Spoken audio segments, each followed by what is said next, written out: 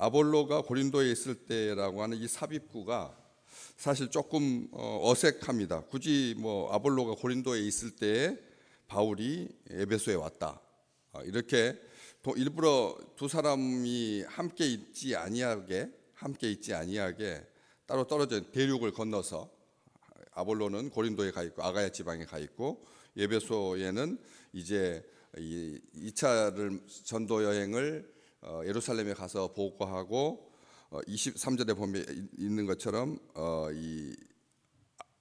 얼마 있다가 갈라디아와 부르기아 땅을 차례로 다니며 모든 제자를 굳건하게 하는 이 3차 전도 여정을 이렇게 시작하면서 터키 중부 지방을 건너서 서부 끝까지, 북부 지방까지 중앙 내륙을 가로질러서 이렇게 에베소에 도착하죠. 아볼로가 고린도에 있을 때 바울이 거기 에베소에 도착했다. 뭐 굳이 앞에 아볼로가 고린도에 있을 때라고 하는 말 없어도 바울이 윗지방으로 다녀서 갈라디아와 부르기아 땅을 지나서 에베소에 왔다, 이렇게 해도 되는데, 19장을 시작하면서 그렇게 해도 되는데, 아볼로가 고린도에 있을 때 하나님이 얼마나 절묘하시냐는 거죠.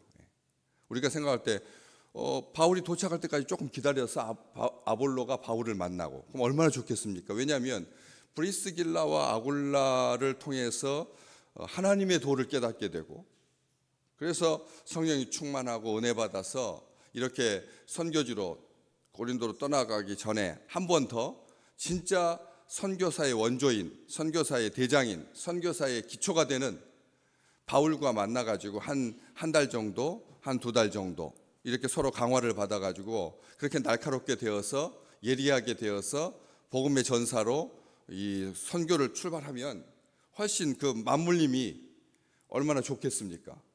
그런데 하나님께서 그렇게 하시지 않았다는 거죠. 우리가 생각할 때는 거기다 금상첨화일 텐데, 아볼로를 더 온전하게 하는 그런 좋은 믿음의 동역자인데, 바울을 만나고 바울과 함께 있다가 아볼로가 고린도 간 것이 아니라, 아볼로가 고린도를 이미 떠나고 없을 때, 고린도에 있을 때, 표현이 참 좋죠. 우리가 어떤 언어를 사용하느냐가 굉장히 중요하거든요. 같은 상황인데도 우리가 아볼로가 고린도로 가고 없을 때 바울이 에베소에 도착했다, 이렇게 쓰지 아니하고, 누가는 아볼로가 고린도에 있을 때 바울이 윗지방으로 다녀서 에베소에 와서 어떤 제자들을 만났다, 이렇게 쓰고 있거든요. 우리 하나님이 그렇게 섬세하시다는 겁니다. 우리가 생각하기에 그 사람은 조금 더 있었으면 좋겠고, 또 우리가 생각하기에 하나님께서 이렇게 조금 중복되게 하셔서 그래서 연결성이 있게 하시면 좋을 것 같고 하는데도, 하나님이 기획하시고 하나님께서 인도하시는, 하나님께서 섬세하게 그렇게 하고 계시는 그런 모습들을 보게 됩니다. 윗지방으로 다녀서 터키 윗지방으로 다녀서 에베소의 서부의 끝에 항구 도시에 와서 어떤 제자들을 만나서 질문을 합니다. 어떤 제자들, 여기에 어떤 제자가 나오죠. 어떤 제자가 나옵니다. 어떤 제자들에게 와서 너희가 믿을 때에 성령 받았느냐.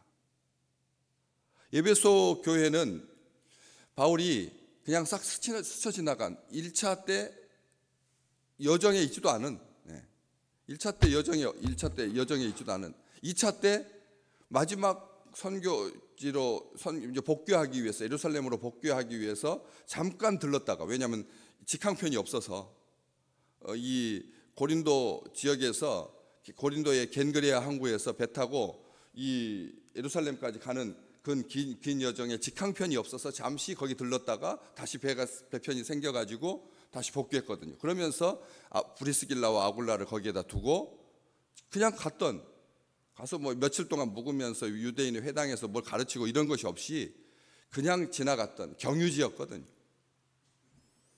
그런데 다시 이제 3차 여정을 중앙 내륙을 쭉 터키 지역을 아시아 지역을 복음을 전파하면서 에베소에 도착해 가지고 첫 질문이 너희가 믿을 때 성령 받았느냐. 그랬더니 아니다. 우리는 성령이 계심도 듣지 못했다. 그렇다면 너희가 무슨 세례 받았느냐? 두 번째로 묻는 거죠. 성령을 받았느냐? 그리고 무슨 세례를 받았느냐? 대답하되 요한의 세례다. 요한의 세례다. 바울이 요한이 회개의 세례를 베풀면서 백성에게 말할 때 내 뒤에 오시는 이를 믿으라 하였는데 그가 곧 예수다. 이제 4절 말씀에 그걸 기점으로 해서 쭉 전개되고, 그래서 그들이 듣고 주 예수의 이름으로 세례를 받고 바울이 그들에게 안수했을 때 성령께서 그들에게 임하시고 그러므로 말미암아 방언도 하고 예언도 했는데 12사람쯤 되었다. 이렇게 이제 7절까지가 문맥입니다. 이 문장의 내용인데 거기에 보시면 어떤 제자가 나옵니다. 위쪽에 27절에 아볼로를 고린도 지역 아가야 지방에 파송할 때는 에베소 지역의 형제들이라고 되어 있거든요. 그렇죠? 형제들이 그를 격려해서 아가야 지방에 있는 제자들에게 편지를 써서 적극 추천서를 써서 이분을 모시고 이분과 함께 신앙생활, 타락한 세상에서 마음 흔들리지 말고 요동치지 말고 바르게 신앙생활 하라, 이렇게 격려했던, 영접하라, 그렇게 했었는데 그 에베소 떠나 보내는 에베소 지역의 형제들이라고 되어 있는데 여기에는 19장 1절에 보면 어떤 제자들로 되어 있다는 거죠. 여러분, 제가 지난번에도 말씀드렸지만 지난주에도 말씀드렸지만 자기 스스로는 형제라고 생각하고 우리끼리는 같이 형제, 한 식구, 한 가족, 한 가정, 주의 몸. 그런데 다른 쪽에 있는 대륙을 건너서 우리보다 조금 먼저 복음을 받았던 사람들에게는 제자들이라고 그렇게 기록을, 제자들에게 편지를 썼다 이렇게 하는데, 성경에서 그런 구별은 이 헬라어를 보면은 다 믿는 자들, 더 believers, 믿는 자들입니다. 믿는 사람들입니다. 믿는 사람들인데 번역을 이렇게 이제 형제들, 뭐 제자들 했는데 여기에 어떤 제자들은 조금 다릅니다. 앞에 다 같이 믿음의 형제들이긴 하지만 앞에 27절에 형제들, 제자들 앞에서는 정관사가 붙어 있습니다. 그런데 오늘 우리 한국어에도 딱 보시듯이 여기에서 그냥 제자들을 만나 이렇게 되어 있지 않냐고, 어떤 제자들, some believers. 어떤 제자, the believers냐, some believers냐, 이것은 우리의 삶 가운데서 분명히 드러나야 됩니다. 이 어떤 제자들 분명히 말하고 있습니다. 성령이 계심을, 2절 말씀에 성령이 계심도 듣지 못한 사람들. 우리 대한민국에 이렇게 많은 믿음의 사람들 있잖아요. 그런데 성령의 계심도 듣지 못한, 성령의 계심을 듣지 못한, 또 3절 말씀에 보면 요한의 세례를 받은, 다시 말하면 물세례 받은, 등록한, 이게 달라진다는 겁니다. 정관사냐 아니면 부정관사냐.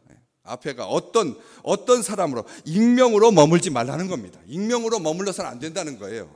그냥 나는 다른 교회 다닐 때 막 그냥 이리 치이고 저리 치여가지고 이제 피해서 도피처로 이제 우리 여기 증산지역교 우리 교회 왔다.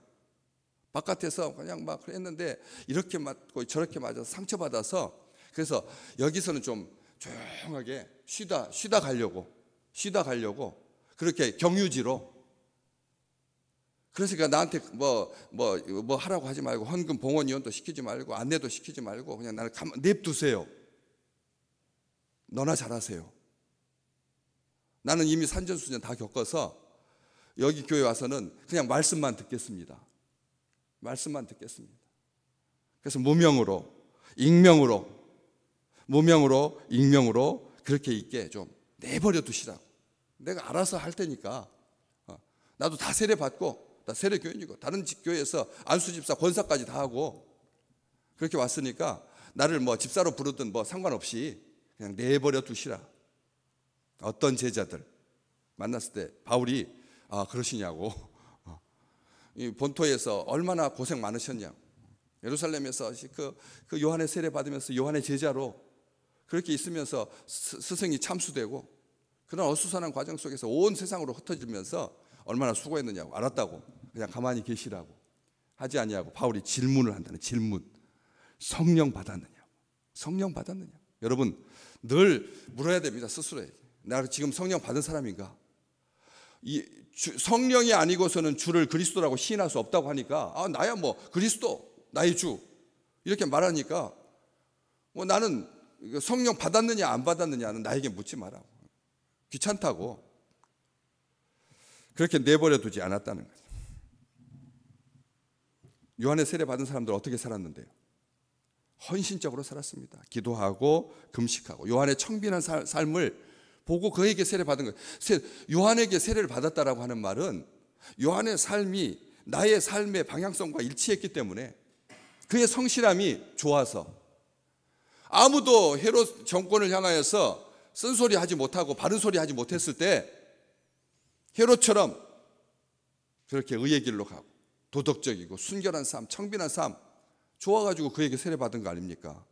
그렇기 때문에 그런 세례를 받았는데 그렇게 온전하게 있었는데 어떤으로 머물러 있었다는 거죠. 우리가 여기 요한의 세례만 알던 아볼로, 그렇죠? 요한의 세례만 알던 아볼로, 세례를 알던, 그런데 여기 사람은 요한의 세례를 받은 사람이니까 아볼로보다 어떻게 보면 더 진일보한, 더 적극적인, 더 행동하는 그런 믿음의 사람들, 신앙인이었는데 어정쩡하게 머물러 있지 않도록, 어떤 제자로 남지 않도록 바울이 질문을 했다는 거죠. 어제도 말씀 보셨으면 이 질문이라고 하는 것이 유대인을 규정하는, 배우려고 하는, 탈무드가 배운다라고 하는 말이니까 그런 배우려고 하는, 이 믿을 때에 성령 받았느냐 질문합니다. 관심을 유도하고 생각을 이끌어서 답을 구하고 관심 갖게 하고 마음 열게 하는 질문인 거죠. 물어야 됩니다. 너 예수 지금 잘 믿고 있느냐? 성령으로 충만한가? 물어야 된다는 거예요. 직분이 벌써 장로인데, 직분이 목사인데, 뭐 그런 다 예수 믿죠. 뭐 다 그렇죠. 다 예수 믿습니다. 그런데 예수 안 믿는 사람하고 똑같이 행동하거든요. 직분은 그렇게 직분인데, 직원인데 생각은 그렇지 않아요. 여러분, 담임 목사와 부목사, 풀타임과 파트타임 어떻게 구분하십니까? 뭘로 구별하시는 거예요? 직책으로 구별해요? 아닙니다. 와서 없을 때, 안 볼 때 허리를 굽혀서 휴지를 줍느냐 안 줍느냐로 판가는 겁니다. 이 사람이 주인의식을 가지고 정말 성실하게 교회를 사랑하느냐 아니냐는 쓰레기가 있는데 그냥 지나가는 것과 줍는 그걸로 그게 큰 차이가 아니라는 겁니다. 그렇기 때문에 이 질문을 해야 된다는 거예요. 자녀들에게도 해야 됩니다. 너 예수 잘 믿어라. 예수 잘 믿어라. 예수 잘 믿고 있느냐? 성령 받았느냐? 성령 받았느냐? 제자들인데 당연히 받는 거 아닙니까? 그런데도 성령 받았느냐? 무명으로 익명으로 숨은 미지근한 채 어정쩡하게 어떤 사람으로 머물러 있지 마라. 9절 말씀 한번 잠깐 볼까요? 9절 말씀 19장 9절 읽어보십시오. 어떤 사람들은 마음이 굳어서 순종하지 않고 무리 앞에서 이 도를 비방하거늘. 어떤 사람들은 어떻게 된다고요? 어떻게 돼요? 그렇게 마음이 굳어지고 순종하지 않게 되고 그리고 하나님의 도를 비방하게 돼요. 그게 그 사이에 낀 존재로 어정쩡한 거예요. 세상에 그렇다고 속하지도 않고 그렇다고 주님에게 온전하게 헌신하지도 않고 이게 관람자로 참여자로 그냥 참여자, 이 말 저는 아주 싫어합니다. 가족 중에 누가 참여자입니까? 가족 중에 IQ가 떨어지는 사람이 참여자입니까? 가족 중에 누가 참여자냐는 거예요. 참여자일 수 있습니까? 신앙은 기냐 아니냐죠. 뜨겁냐 차냐. 우리 주님께서 말씀하시잖아요. 미지근해서는 안 된다고. 그럼 내 토하여 내 치리라. 요한계시록에 기록되어 있잖아요. 그런 것처럼 우리의 신앙이 그렇게 옛 사람에 머물러 있어서는 안 된다는 거예요. 타락한 도시에서 세상과 자신을 분명하게 세워서 구별하고 예수의 사람이냐 아니냐로 판결을 해야지 머물러 있지 아니야. 그래서 성령 받았느냐? 오늘 우리 스스로에게 자문해야 된다는 겁니다. 우리 스스로에게 나는 성령 받았느냐? 이 말은 무슨 뜻입니까? 성령에 충만하게 성령의 은혜 가운데 있느냐? 성령의 은혜 가운데 있느냐? 기도할 때 성령께서 이끄시고 거룩하게 하시고 인도해 주시고 능력 주시고 꿈과 환상이 넘치게 하시고 진리를 들으면 깨닫게 하시고 그리고 진리대로 살게 하시고 그렇게 계시냐는 거예요. 지금 우리에게 묻고 있는 거예요. 예수를 증언하게 하시는 주의 이름으로 모일 때 하나님께서 성령께서 분명히 함께 하신다고 했거든요. 주님이 너희 두세 사람이 내 이름으로 모일 때 내가 너희와 함께 있다고 했으니까 지금 우리 가운데 계시는 거 아니에요. 우리 주님께서 약속하셨으니까. 우리가 뭐 눈이 왔다고 해서 온 세상에 눈이 왔다고 해서 온 세상에 그리스도인이 이렇게 많은데 북한 요독 수용소에만 계시는 게 아니라 일상을 살아가고 있는 우리가 요독 수용소에서 신앙을 생활하는 것은 더 쉽습니다. 오히려 한국에서 신앙 생활하는 것이 요독 수용소입니다. 여기가 더 오지라는 거예요. 그렇기 때문에 거기는 계시고 여기는 안 계시는 그런 하나님 아니시라는 거죠. 우리 가운데 계시겠다고 분명히 약속했는데 주 예수의 이름으로 모인 곳에 우리가 지금 내 이름으로 모였습니까? 예수 그리스도의 이름으로 모였지요.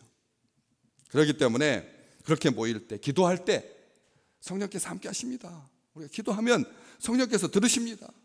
말할 수 없는 탄식으로 우리를 대신해서 우리 하나님이 기도하십니다. 하나님의 영이 기도하신다는 거죠. 회개할 때 기도하고 말씀 들을 때 기도하고요. 회개할 때 하나님의 영 성령께서 함께 하십니다. 회개할 마음을 주시는 분은 하나님이시거든요. 그렇기 때문에 회개할 때 하나님의 영이 함께 하시고 말씀 들을 때 지금 이 순간에 하나님께서 제 입을 주관하시는 거예요. 네 의지대로 네 욕구대로 설교하지 말라고. 하나님께서 제 마음과 제 심령을 제 영을 장악하고 계셔서 하나님께서 말씀하시는 거죠. 저는 대언자일 뿐입니다. 저는 밥그릇입니다. 그냥 하나님께서 저를 통해서 말씀하시는 거죠. 이게 중요하고요. 또 한 가지 더 있습니다. 안수할 때 여기 6절 말씀에 바울이 그들에게 안수함에 성령이 그들에게 임하심으로 방언도 하고 예언도 했다는 거예요. 안수받는 거 이거 이렇게 꺼림칙하게 여기지 마십시오. 안수받는 거 꺼림칙하게 여기지 마십시오. 주의 종을 통해서 하나님께서 그렇게 안수하게 하고 목사 안수받게 하고 선교지로 파송하면서 안수하게 하고 제가 병원 이번 주 내일 수술을 위해서 병원에 입원합니다. 그러면 제 방에 와서 입구에 서서 제가 의자에 앉지도 않게 해요. 입구에 서서 왜 가까이 있으려고 이렇게 의자가 간격이 이렇게 멀어가지고 이렇게 멀리 떨어져서 1m 50cm 심리적 안전거리를 두고 그렇게 만나지 아니하고 문간에 서서 아주 가까이 서서 어깨에다가 손을 두고 얹고 어깨에다 손을 얹고 또 때로는 머리에다가 손을 얹고 간절히 기도합니다. 예수 그리스도의 보혈의 능력으로 일으켜 주십시오. 아무것도 아닌 것처럼 지나가게 해주십시오. 병원 가기 전에는 태산입니다. 모든 것이 다 문제이고 모든 것이 염려이고 모든 것이 두려움이잖아요. 그렇기 때문에 자그마한 수술, 고관절 수술이어도 작은 수술, 뭐 시술이어도 제 방에 와서 기도받고 가시라고. 그렇게 해가지고 제가 안수하면서 기도하잖아요. 그거 꺼리지 말라는 거죠. 그런 거 번거롭게 뭘 이렇게 생각하지 말라는 거죠. 그럴 때 성령께서 임하시고 주의 영에 사로잡히게 성령께서 이끄시는 대로 그 충만함으로 방언과 예언도 하고 우리 믿음의 식구들이 방언도 하시고 예언도 하시기를 주의 이름으로 축복합니다. 우리의 확신 있게 말하는 거예요. 예언이라고 하는 말이 미래의 일을 말하는 게 점치는 게 아니에요. 확신 있게. 두세 사람이 내 이름으로 모인 곳에 너희와 함께 있겠다 했으니까 이곳에 우리 주님께서 계신다 이렇게 말하는 것이 예언이죠. 예언의 본질이 뭔데요? 사람을 살리는 것이고 말씀 앞에 서는 것이고 하나님의 나라를 누리면서 사는 것이 예언의 방향이고 목적 아닙니까?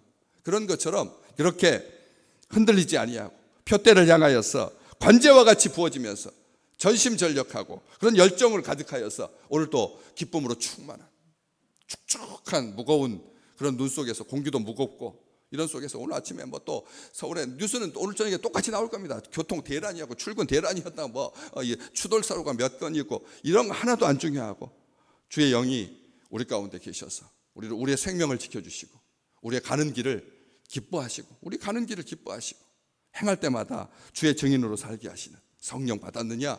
이 질문이 우리 앞에 우리 평생에 항상 하나님께서 우리와 함께 계신다. 하나님께서 함께 계신다라고 하는 기쁨으로 사는 귀한 날 되시기를 주의 이름으로 축복합니다.